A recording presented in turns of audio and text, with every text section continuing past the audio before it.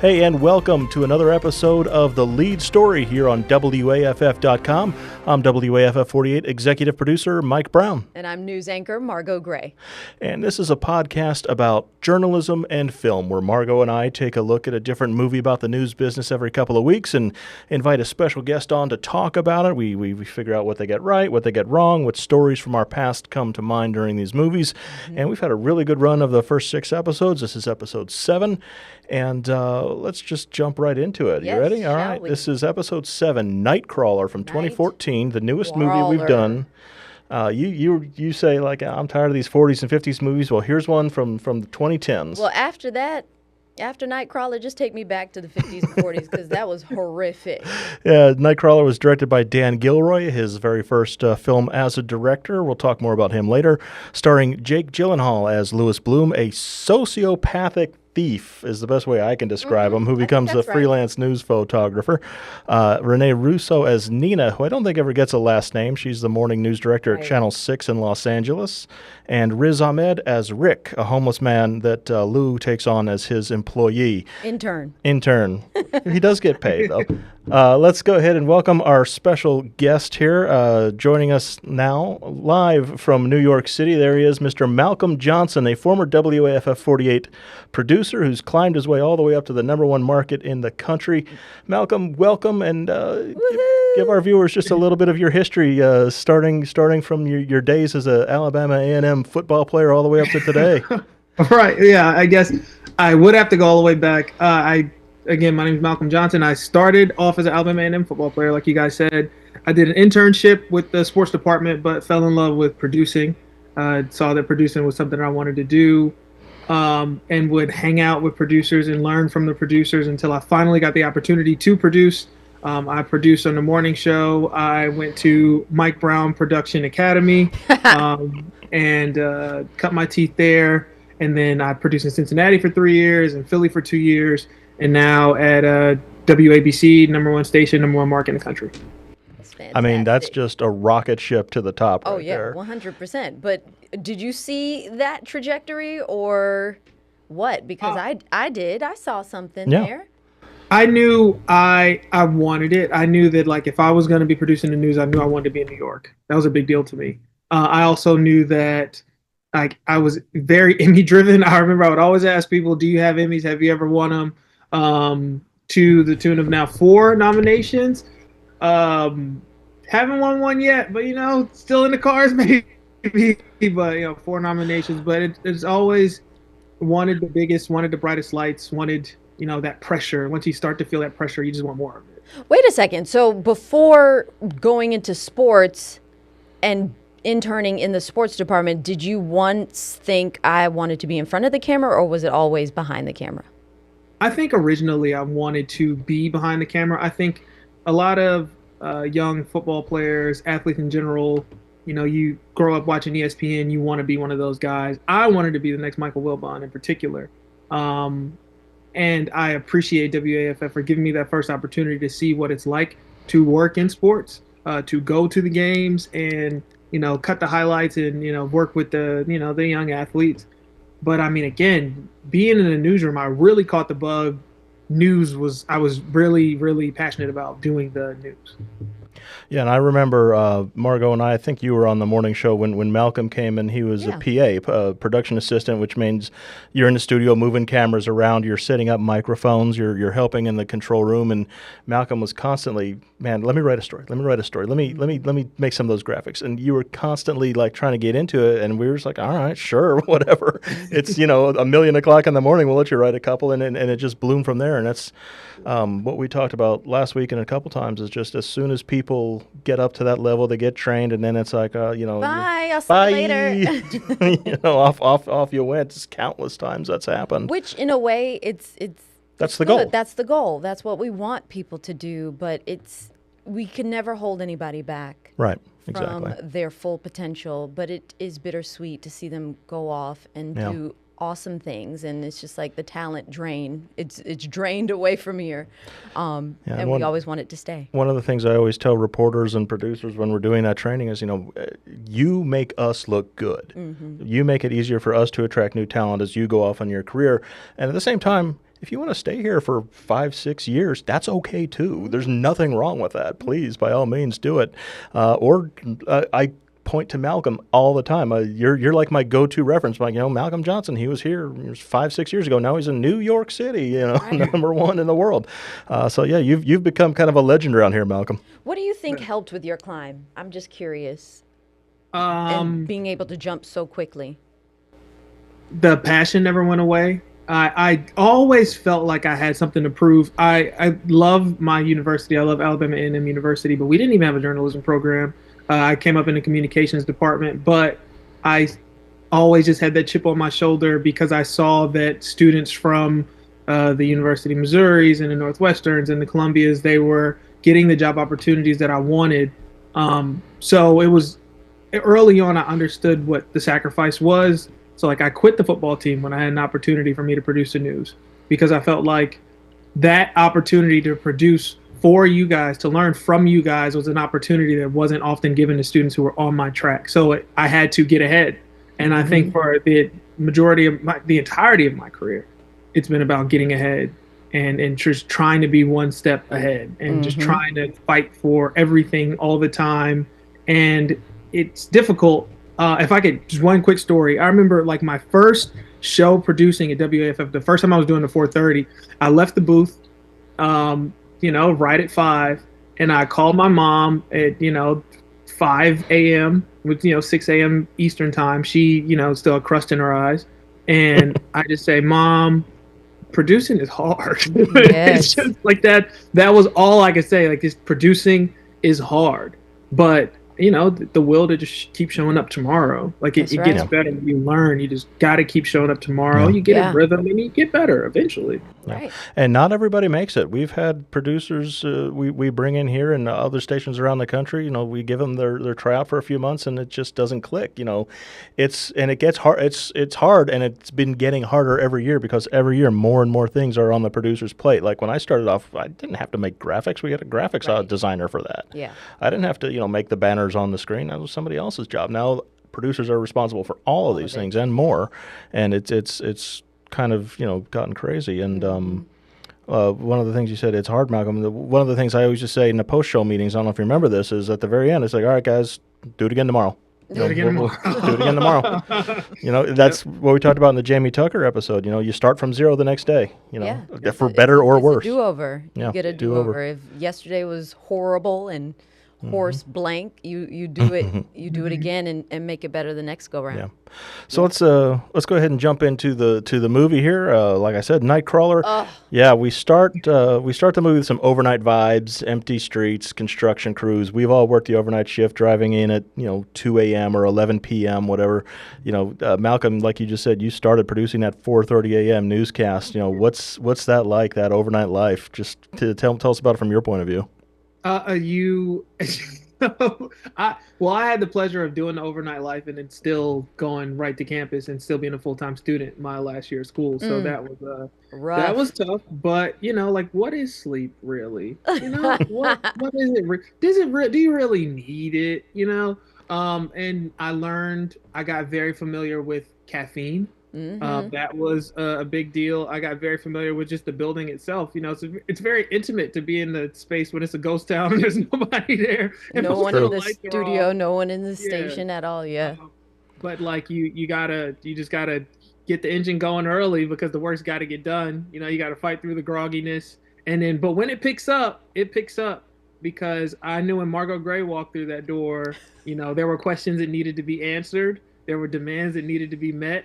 So, you gotta make sure. I just want to apologize. I just want to put it out there, whoever, because there were some producers that I may have chewed up and spit out over my 4 years.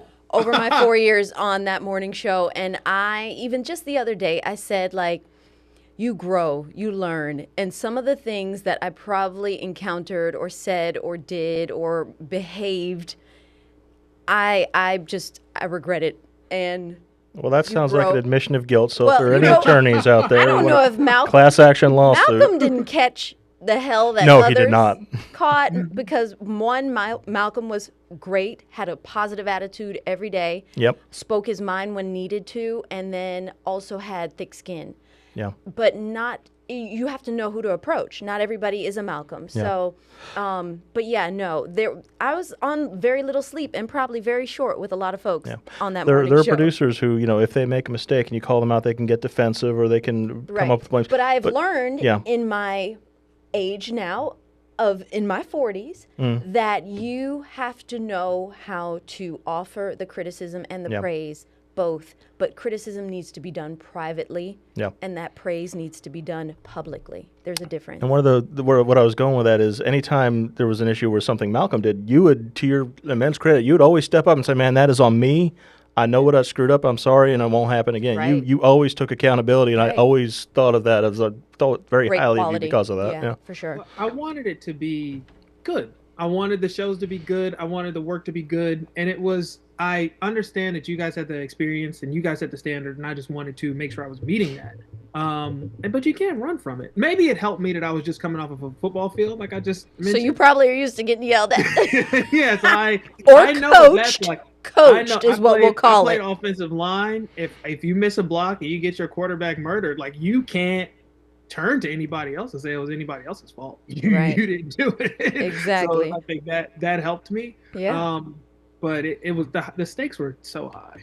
The stakes were so high. They were, but they shouldn't have been, really. Like, when you look back on it, is like, we're not doing rocket science here. We are just telling people what happened overnight, what's coming for their day, and keeping them informed. It's really that simple, but we take it seriously. And so, it's just a balance. It is. And going back to what you said about sleep, every time I'd have to, you're laying in bed wide awake, like, I got to get up in 2.5 hours. I haven't been to sleep yet. I'm laying in bed, so I'm not exerting energy, so I guess I'm building up something, but the battery is not charging as fast as it should be. Like, it's been years since I've been on a morning shift, and every now and then, like once every other year, they'll throw me on there because somebody's out sick or whatever, and it's just, forget it, man. It don't happen. You're a walking. Like, you just like, I'm going to be up for 26 hours. Right, I guess that's here we go. Let's do it. So, all right, back to the movie. We meet Louis Bloom. He's trying to break into a construction site, steal some stuff.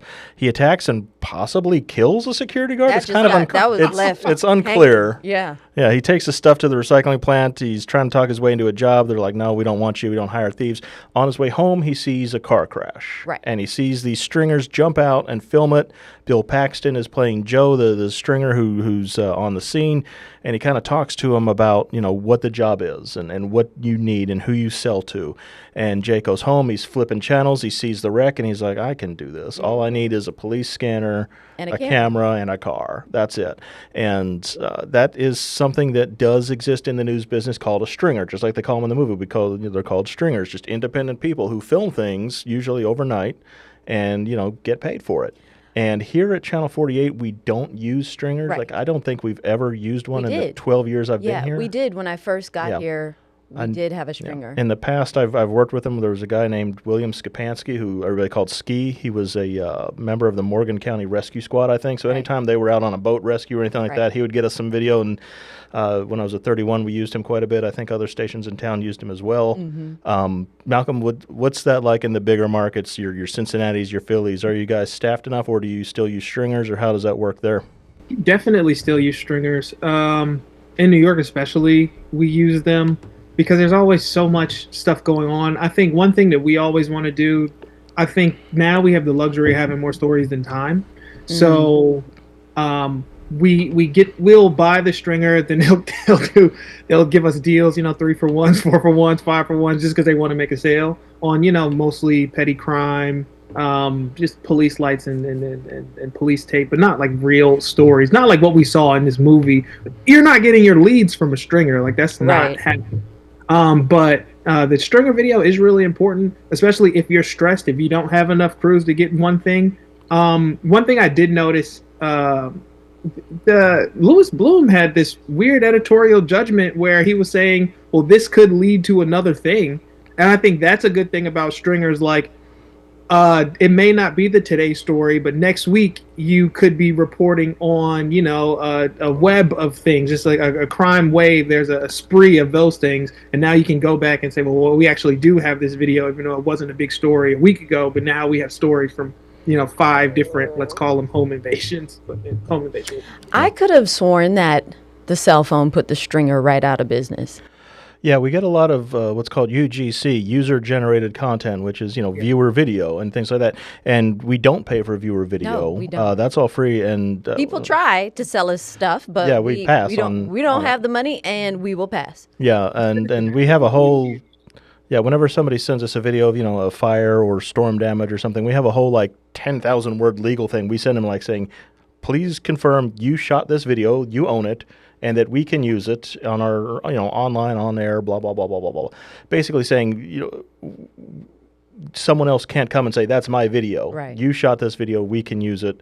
No, you understand we're not paying you because, this isn't generating any money for us either. Right. So it's not like we're turning around and selling the video. We're not.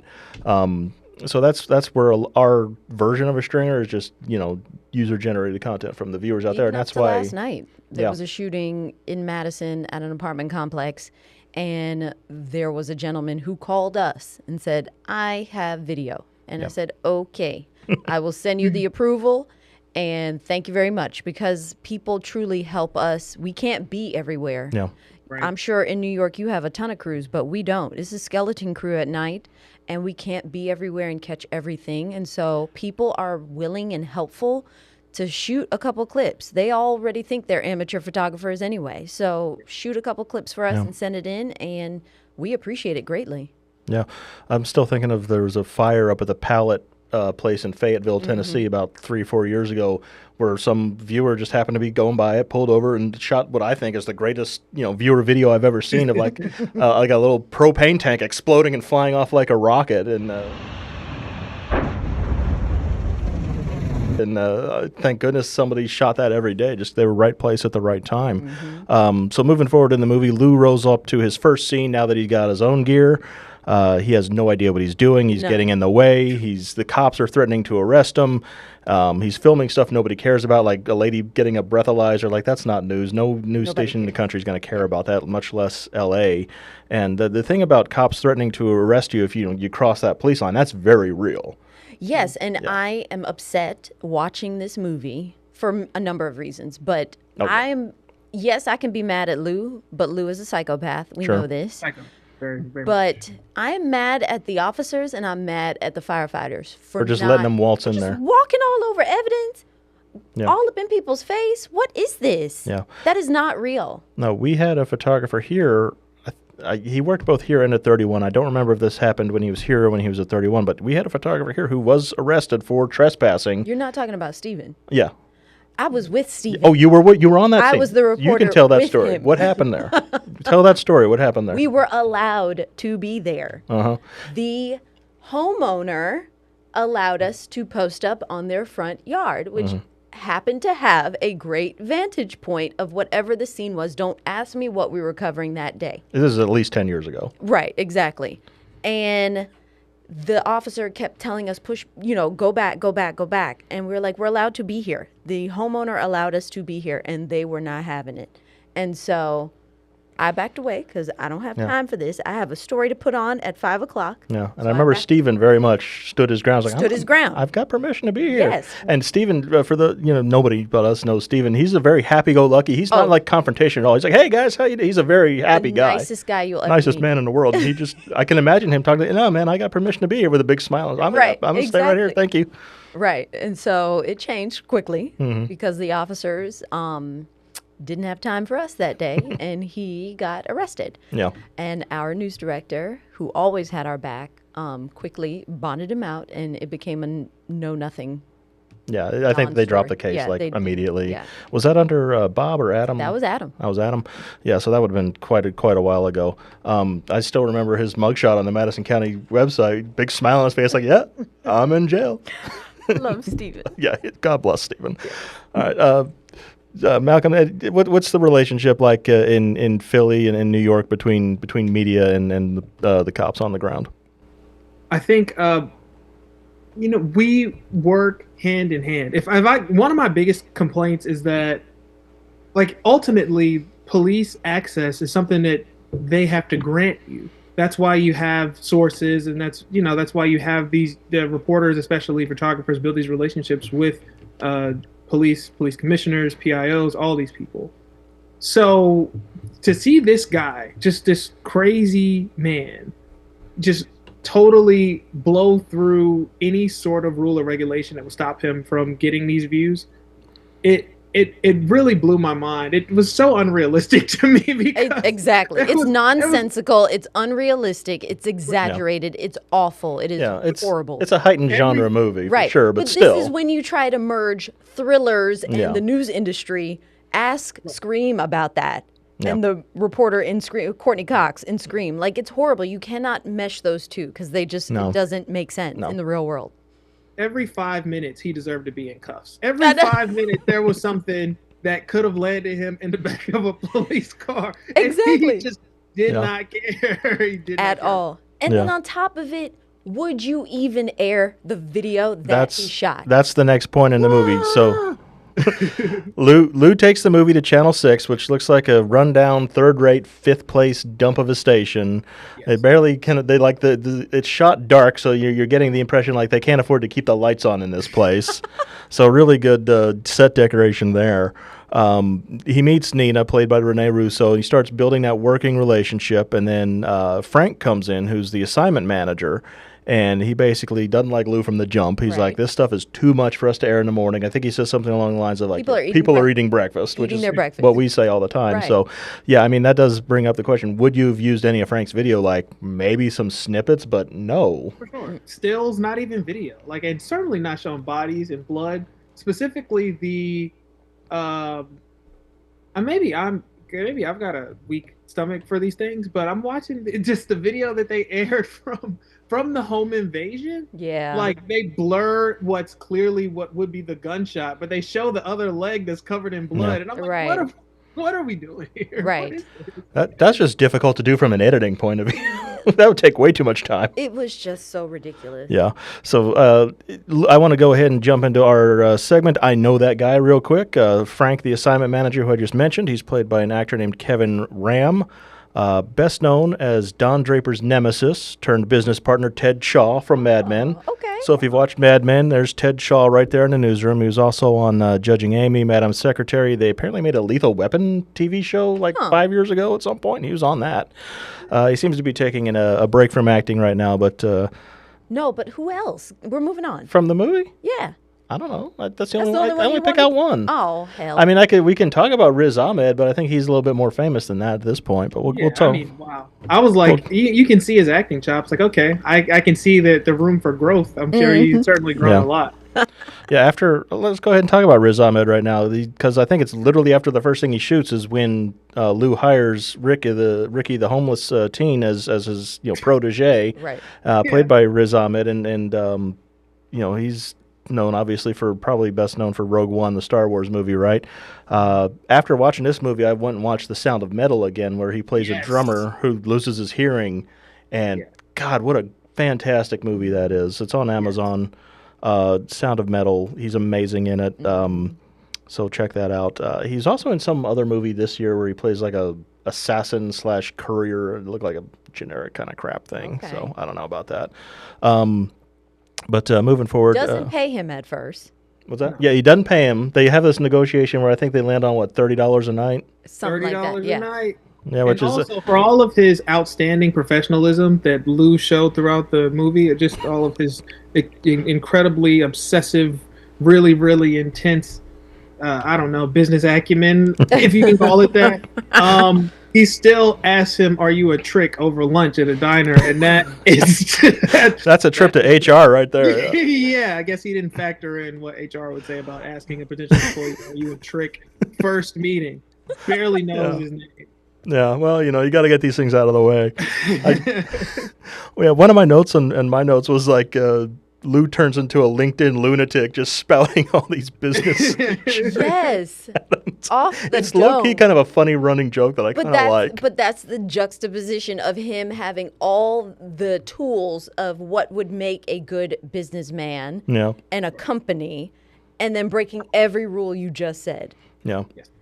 So Nina tells Lou, this is a quote that I think is really interesting and a lot of stuff to talk about. What we want, I'm quoting here, urban crime creeping into the suburbs, well-off white victims attacked by minorities. Think of our newscast as a screaming woman running down the street with her throat cut. Yeah, that was... Holy cow. That was a knife to the part. Like that's one of those things. You're like, is that what they think of us out there? Yeah, that is. It is, and for some people, yeah, that's exactly what they think about us. And if it bleeds, it leads is the saying that goes back to God only knows what, the 50s probably.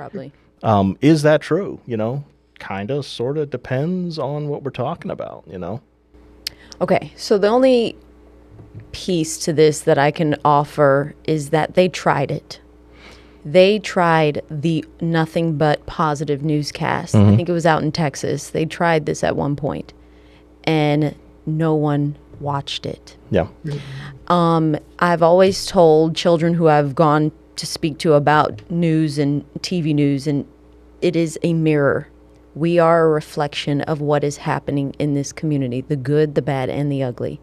And it comes with some really ugly at times. But we try to offer some levity, some hope, some inspiration in every single newscast. You will find it, but you will find the ugly too.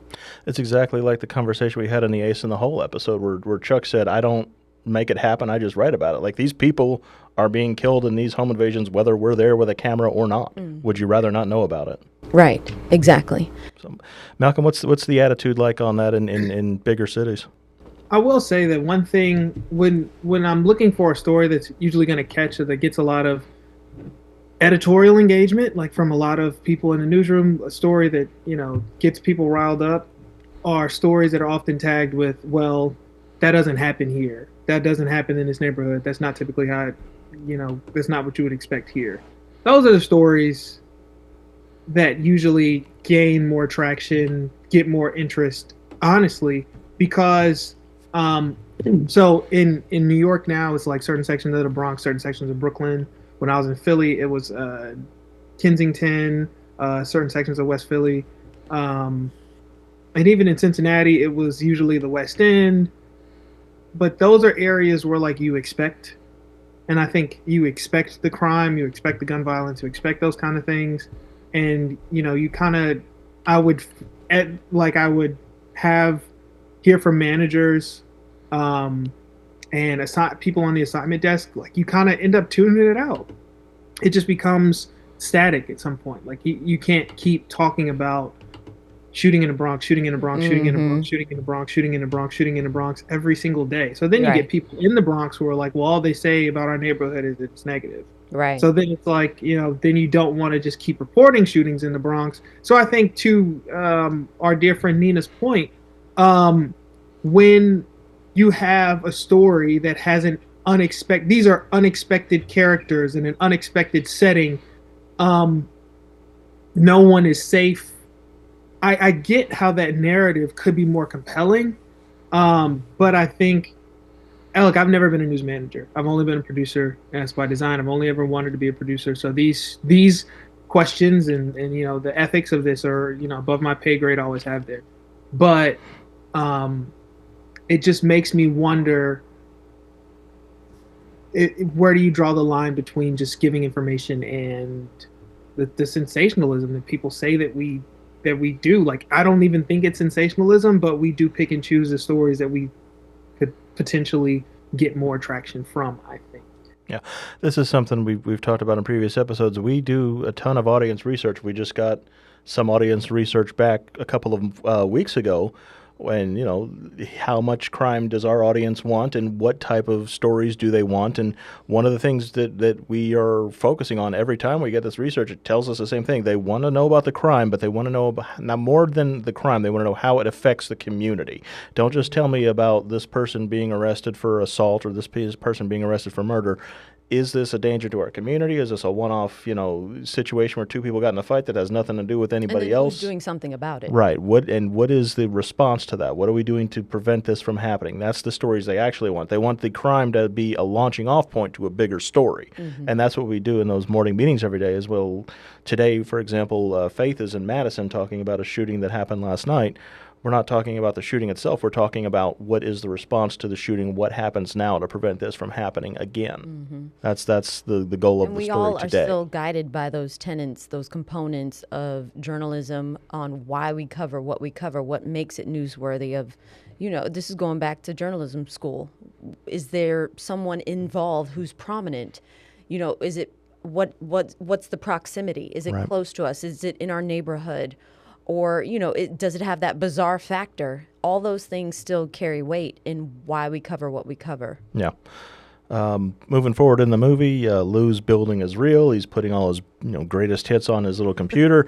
He's doing research on the police scanner 10 codes, which we could do a whole episode on police scanners. Let's skip over that for right now. Do you still hear them in, like, when you're at home in silence? You still hear the police scanners? Because I do. Caller advised they saw a subject walk behind a vacant house. They're watching from across the street. Negative description at this time. Still waiting on. It was a police scanner. Is probably my least favorite part of overnights. Just being close to him, having to listen to him. It was nightmarish. And he committed his life to that. Like, he had it set up in his car, even in his home. Well, that's what those stringers do, man. All the time, the whole time I'm watching this movie, I'm asking myself, where are the real news crews? Yeah. Why are the stringers doing the heavy lifting? Yeah. That might be one of those, like, inside ball game things that the director didn't even consider. Well, it rings hollow to us watching it, who know what a newsroom is supposed to function like. Yeah. Lou actually kind of has strong news instincts, like Malcolm said. He knows what to go to. He knows what's interesting. He knows what news is. He just has no ethics. Right. Like he sees the bullet holes in the fridge, and he moves, like, the kid's picture up to be next to the bullet hole. Like, damn, that's a strong image, but it's not real. Right. Because you moved. What you doing in the house? Picture. What are you doing in the house? A whole other conversation. But I mean, the point is, like, he's not out there just willy nilly. He actually knows what he's doing, which makes him more dangerous. More dangerous. Yeah. That's right. Frank, he goes back. He tries to sell more video. Frank again says, "This is illegal." Forget about unethical. That this is illegal. Nina doesn't care. That's a sign of bad ratings, right there. More eyes, and it should have backfired. What happened to Nina? Nina should have been fired. I don't know, man. Nina probably got a raise for the ratings bump that Lou brought her. He gets to a car crash. He moves the body because the police aren't there yet to get a better shot, which is just like, forget about moving a picture on a fridge. When you're moving a body on a scene, had blood on his shirt. Had blood on his shirt. Yeah, Lou blackmails Nina into a date, saying, "I'll take my video elsewhere if you don't go out with me." And then again, Lou says he's a fast learner, and he kind of proves it because he starts breaking down Channel 6's ratings. He's like, "You guys are in last place. You run 5 crime stories for every one, political story, and this is." The crime rates are going down, so my video is even more valuable because I'm giving you something rare. So it's like, holy crap, Lou, you did your research. Credit where it's due. You did your homework, man. Yeah. The competitor, Paxton, tries to hire Lou to create his own team. Lou's like, nah, man, I'm going to do that myself and kill you in the process. So Lou's starting to build a body count. His nice, what was that, a Mustang? What was that? His nice ride? I don't remember. Was it a Charger? Yeah. A Charger. I can get to scenes faster than you, and then now I have my fancy gear. Money's flowing. It's good. Life is good. It's good. It's a good business montage if it wasn't a psychopath doing it. Yeah. It's funny that Lou and all of his power was unleashed in this city at this news station, because very easily could have been Wolf of Wall Street energy and tore down the entire U.S. economy. Just totally unethical, but completely brilliant, great instincts, and he will drive the car off the bridge. Yeah, 100%. So then we get to kind of the meat of the plot where he gets to the home invasion before the cops. He gets the video of the suspects running out into the car, and then he goes into the house. And like Malcolm was saying earlier, he gets video of the victims. Contaminating evidence. Yeah. There's that dramatic... Leaving his own evidence behind. The whole time I thought this movie was going to end with him in handcuffs, thinking that he was the murderer, or he gets charged with something that he didn't do. Yeah, I'm kind of surprised it didn't go that route. Like, there's that one dramatic moment where he goes up the steps and you see the crib and you're like, oh, God, no. And he raises the camera up, the crib's empty. And it's that dramatic moment where the anchor's watching it on TV saying, just ad-libbing as the video's coming in. Like, oh, no, there's a crib. Let's pray that the crib is in. Oh, thank God the crib is in. Like, we would never show that. We would never. We wouldn't. I mean, even if you gave it, there's been times where we're invited into crime scenes like that by, victims or people like that after the police scene is cleared. And we're just like, there's nothing to be gained here. Because one of the things, forget about if it bleeds, it leads, is we do pay attention to audience reactions. Like, how many times has this happened? There's a wreck on, Highway 53, for example, and we post a picture of the scene. dozens of comments all saying, "Get that picture out of there. People can tell whose car that is." How many that happens all the time. So there is, and we respond to that. We're like, "Oh, you can see the license plate. You can see, it's a blue Honda." So we take that picture down. We're going to save that for a little bit later because we do respond to those kinds of things. So that's the audience in a lot of ways dictates what we show. Well, it's humanity, right? Like that too. Obviously, we need to lead with humanity because we are viewers just like they are. And these are people's lives. We can't lose that. And I think that's where Lou lost his way. He lost his humanity, 100%. There was a story last week or the week before where Callie Neese went to a Decatur police had like their training ground where you go and you learn how to, respond to threats. And she sent us videos like, "I'm holding a gun. Is it okay if I hold a gun in this shot?" And we're like, "Are you pointing it at anyone?" And she's like, "I'm pointing it at a dummy." And we had like a long conversation like, "Is that okay? Is that too much?" Right. And we ended up saying like, "You can show you pointing it, but don't." It's like, "I also shoot it and then the dummy falls down." We're like, "No, let's not show that. That's too much." So we do have those. We have those conversations. Yeah, we don't want to encourage folks. We don't want to. And I think police have gotten better, or even the coroner, they know what to do at this point. When we come calling, all next of kin needs to be notified because the worst thing in the world, the most gut-wrenching thing for me to hear is we told someone that their family member passed. Yeah. I think one of my least favorite parts of doing the news is seeing raw video. Seeing a video like when it first comes in, unedited, security cam, people in car crashes being knocked out of their shoes, bodies flying. Like there was a story that we had some weeks ago where there was a woman who got hit by a car and she got like dragged 3 blocks, and there's security camera footage of her body like under this car getting dragged for 3 blocks. Like that. Like I don't want to see that at all. I remember another story. But car crashes are the worst. There was a story I think was somewhere in Brooklyn, and woman was drunk on drugs and hit a woman and her 2 kids and like killed them all. And it's like what the video that we ran might have been like a fraction. We paused this before like you see the car, but I don't even want to see the car speeding down the street when I know where it stops. Like but that's for me. Like I don't want to see it. I do, but we would never. It's a lot. Yeah, we have access here to live feeds from CNN and NBC, and if God forbid there's something like a mass shooting, they'll pop up the video when the station gets on town, whether it's a helicopter or a shot on the ground, and we have to have that conversation with our producers, like, do not take that live because it is coming in unedited. There have been times where we get, we see the live shot and like, oh, there's 3 bodies just sitting right there, and the helicopter real quick notices and pans away, but it's like you can't unring that bell if you put that on live. Right. It don't work that way. So you've got to, we've all been traumatized by raw video for sure. I think less said about that, the better. It's better to have the editorial conversation where people are gathering around a screen and asking, "Is that a body? Okay, don't show it." Then for it to be live and then go, "That's a body, that's a body." Then you got to jump out of it. Yeah. So you got to get ahead of it. But it can be really traumatizing. And sometimes this is graphic video isn't enough for me personally. Right. The disclaimer. Sure. Moving forward in the movie, the cops do realize Lou was on the scene. They go to his apartment. They question him. He kind of, dodges their questions. Lou and Rick stake out they find the van that they saw at the scene. They stake out the apartment, and Lou says, "I'm going to wait until I'm in a better position to call the cops before this. Call them right now." I was like, no, we need to get them arrested in a good neighborhood where there's good lighting. And so, again, going back to what Chuck Tatum said in Ace in the Hole, I don't make the news, I just write about it. Well, here's Lou creating the situation to make the news, where he waits for them to get in that restaurant knowing that this could turn into a shootout, a hostage situation, who knows what, and that's exactly what happens. So I don't even think we need to pause to say, God, no, that's unethical. Lou should be in prison for that. I think hopefully that's understood at this point. And then, it just moves forward to the chase. Rick tries to use some of those LinkedIn lessons to get some more money out of Lou, and Lou agrees, but Lou's got in the back of his mind, oh, here's another threat I need to deal with. So R.I.P. Rick.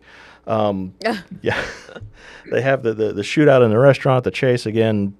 Just crazy video that we'd have to have a lot of conversations about before we ever showed that. Forget it. It seemed so easy for me to pinpoint. You were there from the very beginning. Mm-hmm. Like, police can see that in the footage that you got. You were doing all sorts of illegal things at the beginning, middle, and end. It's just like he needed to be in handcuffs. He did. But it doesn't go that way for Rick, does it? No. No. One thing that bothered me, especially about the chase, car chases in LA, where's the chopper? There's the shooter, a cop, and then his car. If there's a chopper overhead and a spotlight over it, obviously they're gonna see that he's in the car and this is the guy, Lou. That's one thing that bothered me there. I mean, again, he should have been arrested every 5 minutes. They should know him by now. Like, look at this. Malcolm goes to the big city. He's like, "Where's the chopper?" Right. we don't have no choppers around here. We're lucky to get a drone the next day. But no, like it just was so off the charts wrong. Yeah. In every single way. Yeah. But you're talking about Rick is his buddy. Yeah, Rick's the protege there. Yes, and so he tells Rick, once everybody crashes out, he tells Rick, go get this shot. That should have been Rick's indicator right there. Like, the guy's dead. You're it's right fine. there. Yeah. You have it. I don't want any part of this. Yeah, and then Rick goes to get the shot of the guy in the car, thinking he's dead because that's what Lou told him. And then Lou sets up behind Rick because Lou set up Rick. I mean, it's plain as day. The guy in the car is not dead. He shoots Rick. Spoiler alerts for the movie, by the way. Should have mentioned that off the top.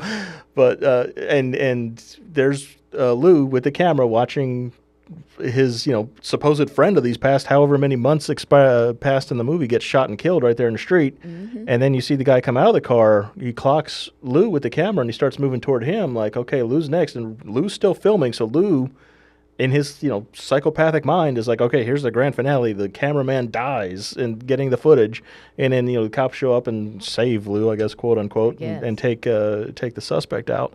And that's kind of at the end of the movie where Lou is talking to those new interns, new employees, whatever. It's like, I wouldn't ask you to do anything I wouldn't do myself. He's not lying because he was standing there staring down that gun, ready to take a shot for his footage, which is, again, insane. Yeah. Seeing him then mold new interns or whatever and seeing his business grow with all the news vans that he has now under his belt, it's disgusting. Now, Margo, that's a question I have for you. In all your years in the field, have you been on a scene where you thought it was safe and then you realize, oh, this ain't as safe as I thought it was? Someone comes out armed, anything like that? Oh, no, I don't play about that. Okay. No. We roll in when police have secured the scene. Yeah, that's when I show up. Well, I mean, there's times where you think the scene is secured and somebody comes out from somewhere. It's never happened. Never happened. Thank God. We had a photographer here named Danny, who was, again, at 31 at the time. He went out to Jackson or Marshall County, somewhere out there in northeast Alabama, and there was this big federal raid where they were taking in all these militia guys. This was like 09, 08, something like that. And a handful of them got arrested, and they missed a couple. And as this is, a few hours after the raid, Danny's going around getting scene of where the cops had been. 2 or 3 guys from the militia come out with their rifles in hand, saying, "What are you doing here, son?" Oh, God. And Danny's like, "I am leaving. That's what I am doing." So these kind of things do happen where, you get into those, you find out, the suspect is still here. Yeah, no, that's never happened, and I shouldn't feel comfortable now that you bring that up, but I do. It's like a weird situation where when police are there, you feel comfortable, but things can still go down. Yeah, absolutely. Even when police are on the scene. There was only an instance where it was the Tennessee-Alabama murders, which I did. I covered that for weeks on end, and they were still doing investigations and still sort of staking out homes. And I went back to this scene to hopefully try to get, because someone's body was found in the front yard. Right. And I went back to that scene, and something told me there is an undercover cop in this neighborhood with me. And so I drove up and I said, "Do you need me to leave? Like, are you all, is something about to go down?" And they were like, "Yeah, we need you to leave." And I was like, "Okay, no problem. I'm out. I'm out." Those are the conversations we have as producers all the time with our crews. Like, if you don't feel safe, get out. Mm-hmm. You're there, we're not. You make the call. Mm-hmm. Like, we will not tell you to stay somewhere where you're not feeling safe. Right. And that's for me in particular. Because I produce, like, I'm in the building, so I usually don't have to deal with those sort of things. I think 2020 George Floyd, I was in Cincinnati at the time, so like that, I always wanted field producing the experience, and I've always kind of wanted to be in the place where other people said that they didn't want to be. Like for a while, it was my goal to go field produce in the Middle East, so much so that I was learning Arabic so I could be prepared to do that. But I've given that dream up. But in 2020, I was out on the streets for the George Floyd protest like every night until, I think I was doing the 6 p.m. news at the time. I would leave after my newscast and then go out and field produce. And like we would be out until like 4 a.m. sometime. And there was the first night I saw a shooting. I saw a guy shoot at another guy just in the street. And it was just me, a person who was a security guard, a photographer, and then a reporter. And we were walking down the street just trying to reset. And like we saw a guy pull out a gun and shoot at another guy, like fired off like 3 shots. And then we're in full on sprint down the street around the corner into a parking garage to duck. And the photographer, I remember he dropped the camera. Oh no! And he wasn't an Olympic athlete himself, but he dropped the camera. I remember the reporter I was with. She's hyperventilating. She obviously had never run from gunshots before. I mean, that's and they came to get us out of there and sat us all down, and that was a really traumatic experience. But that was the first night, I believe. In the second night, I was out there, and then a cop was asking for my media credentials because I did like to get a little too close to the action.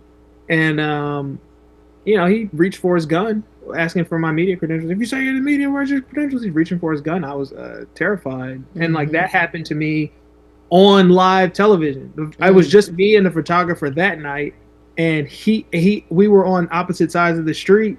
He was pointing his camera across the street at me as I'm having this run-in with the police officer. I was trying to tell him to have my media credentials on my phone, and then I reached in my pocket for my phone, and he's reaching for his gun, and then another officer comes up there flashing a light in my face, and like that, those things happen really, really quickly. But Malcolm, I do have Malcolm on right now. Malcolm, you're live on TV through my mic. Actually, police came up to you, right? I mean, you have some personal experience with this curfew thing. My photographer and I were on separate sides of the street. I was standing and I was filming. I was putting things on Instagram. I was putting things on social media. And they came to me and they asked, was I a part of the media? I was telling them, yes, I'm with Fox 19. Yes, I'm with Fox 19. So, it was a terrifying moment for me because then my phone was in my pocket. So then I'm telling them I have my press credentials. They're on my phone. So I think to reach in my pocket. And it's, it's that moment where, I reach, officer reaches, and then I realize that I need to stop, I need to move slowly. Then my hands in the air, they flash the light in my face, and I let them know that I have my credentials in my phone in my front left pocket. It was just a very, very tense situation, and I'm fortunate that I was in a proper enough headspace to deal with that in that moment as it came. Tonight, because of the curfew, if you are on the street, police are telling you that you need to go home. And if you refuse to go home, then they're wasting no time to put the cuffs on you and put you in the van. Just take that press credential, whatever you have, and just make sure it's close by so you can flash it immediately. All right? Yes. But once again, nice job. Thank you. Quickly, but another producer who used to work for WAFF, Desiree, she was out there because she also worked in Cincinnati with me. And I remember, the spirit of my mother came into her, and she was like, you will get shot out here. You need to protect yourself. Like she, it was really intense. Like those scenes, like these are crime scenes. You're often bad people have done bad things to people. And if you're dealing with somebody who just shot one person, if they're still there or if it's still an active crime scene, what's one more? And then you've got officers who are often talk about high pressure. Like I talked about high pressure and what we do in the news, but like for an officer, like it's all that and then more because, they are charged with protecting lives and they do have deadly weapons at their hips. So like split second decisions are made that can either save a life or end one. Like that, I think again, Lou was just a psychopath and he did everything he could for a shot, and often just, had a disregard for his own life, the life of Rick, obviously, the life of his competition. He didn't care about Nina's career. He didn't care about any of those things. I think for him, he had a vision of success and would literally kill to get there. But it's dangerous situation. Just what being so close to the proximity to a crime scene, to death, to violence, it's just dangerous. Yeah. I mean, that's an incredible story, Malcolm. Thank you for sharing that with us. That's the kind of thing, when we had the protests here in Huntsville over the George Floyd situation in 2020, we had reporters get pepper sprayed. I think Elizabeth Gentle got some, and the photographer she was with. Yeah, she did. She did. Oh, no, he's got pepper spray. That's got me a taste of pepper spray. And that's, part of it. That's just when you insert yourself into those volatile situations, you got to know that I'm going to do everything I can to protect myself. I'm pretty sure we hired private security for the crews as well, but when it goes down, man, it goes down. There's only so much you can do. That in particular, those moments, those high pressure moments, can really make a career. And I hate that that's true. Like, I've seen Christy Ailetto was in Baltimore. I was a big fan of her work in Baltimore. I think it might have been, I don't think it was for George Floyd. I think it was for another police shooting. But like Omar Jimenez was another one. He might have been in Baltimore too. But you do good work locally. Omar Jimenez got arrested on live TV for CNN during the George Floyd protest, if I remember correctly. And now he's got his own show for CNN. It wasn't just because he got arrested. It was his conduct in that moment. It was the respect he had for the situation, respect he had for his work and his job, and he knew he was in the right. And so his demeanor and his approach and his professionalism made us know, okay, this guy is the truth. This guy really does his job and is willing to go that extra mile and willing to be arrested wrongly if it came to it, because you just never know. You just never know what's going to happen. And I mean, it's happening today in Minneapolis with those KARE reporters, the Minnesota Star Tribune reporters. They're all in that exact same situation, right now, as at the time we're recording this as well, in mid-February. We could, but I'm not going to go off on the deep end with Don Lemon in the church. No, I purposely avoided that one. That's a whole other situation that will play itself out in court, and we'll figure it out then. Lou says something to the effect of when they're interviewing the second time when the cops are in there, they've got him dead to rights. They know what he did. They don't know that they have any evidence to do anything about it, but they know what he did. He says he had the answers and walked right up to the edge of the truth, and he says, if you're seeing me, you're having the worst day of your life, which I think we said something like that in the Fletch episode or something like that. But that's kind of. Yeah. That's something we got to keep in mind. The film ends. Lou's got his new employees. They're hitting the road. The Lou Bloom news empire is expanding, to the detriment of everybody.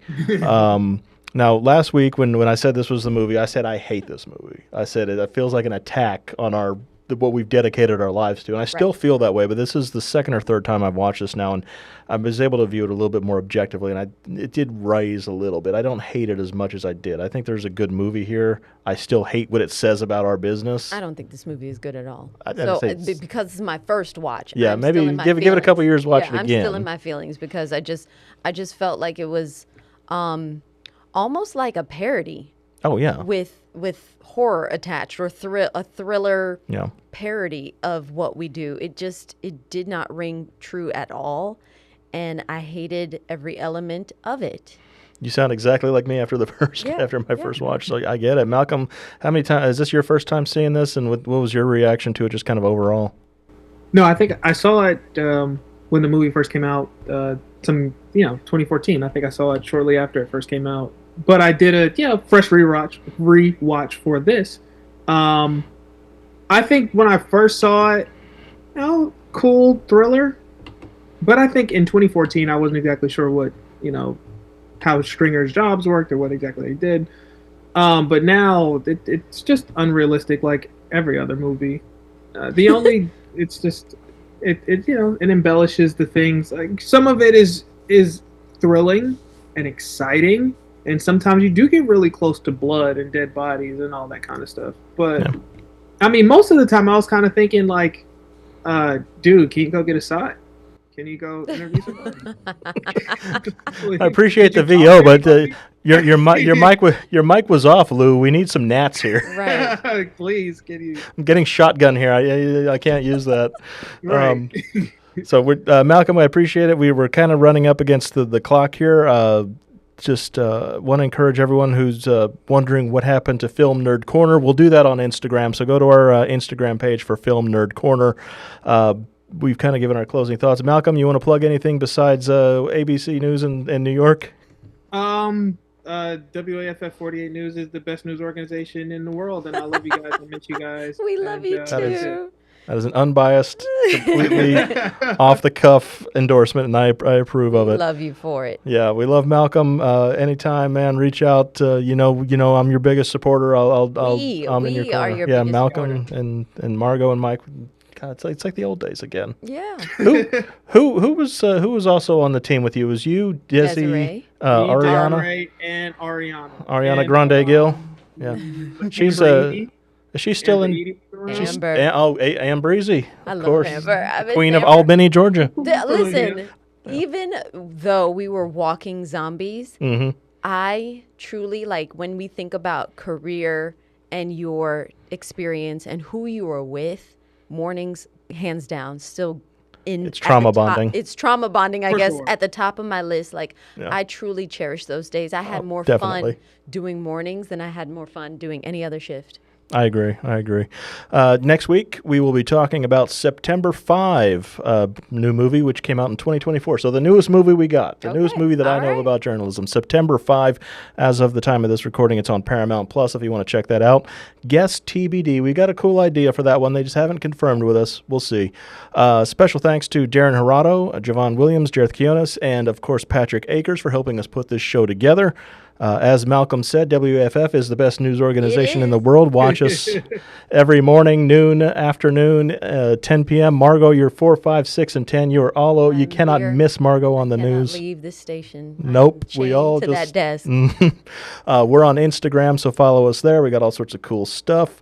WAFF.com, the lead story. Watch our old episodes. If this is your first episode, go back and watch our old ones. Watch us grow over the last 7 episodes. Absolutely. Watch our set change. This is a real set, by the way. People think this is a blue screen. This is a real, I don't want to bang the thing too much. That's a real set. WAFF.com/the lead stories where you can find all that good stuff. And we will leave you once again with Twiggy, the water skiing squirrel, for your delight and enjoyment.